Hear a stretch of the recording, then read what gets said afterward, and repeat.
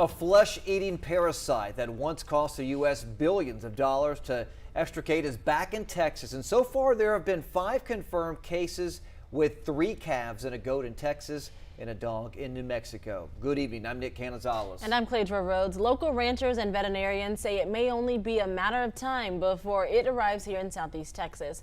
12 News reporter Spencer Plato joins us in studio now with more.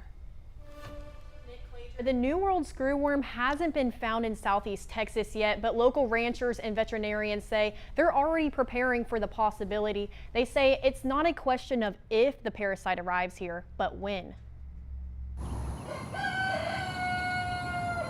At Kiker Farm in Beaumont, Chuck Kiker is keeping a close eye on the growing threat of the New World screwworm. Oh, I got big concerns, mostly on how we move cattle in Texas and South Texas. The flesh-eating fly larvae attacks living tissue through open wounds on animals. New cases confirmed in Texas and New Mexico are now raising concerns across the livestock industry. It's an animal husbandry issue in growing cattle and operating a ranch with cattle on it.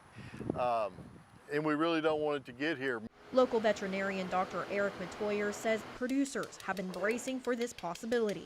If it gets here in true form, it's going to be a battle. The rapid travel it's had in the last 90 to 120 days really puts in serious concern for the Southeast Texas and even East Texas region over the next, I would say, 60 to 90 days. While the parasite can be treated in livestock and pets, experts say the biggest challenge may be wildlife. This is a deal that can create a serious wound in these animals. It can be treated. There are some treatments, there's preventatives for it.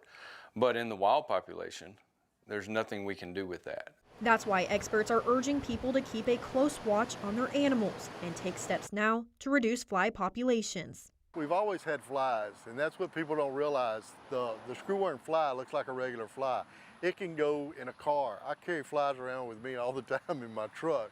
But I mean, they can be transported. I think we're going to see them here. Despite the concern, Kiker says people shouldn't panic. He believes the industry has the tools to fight back.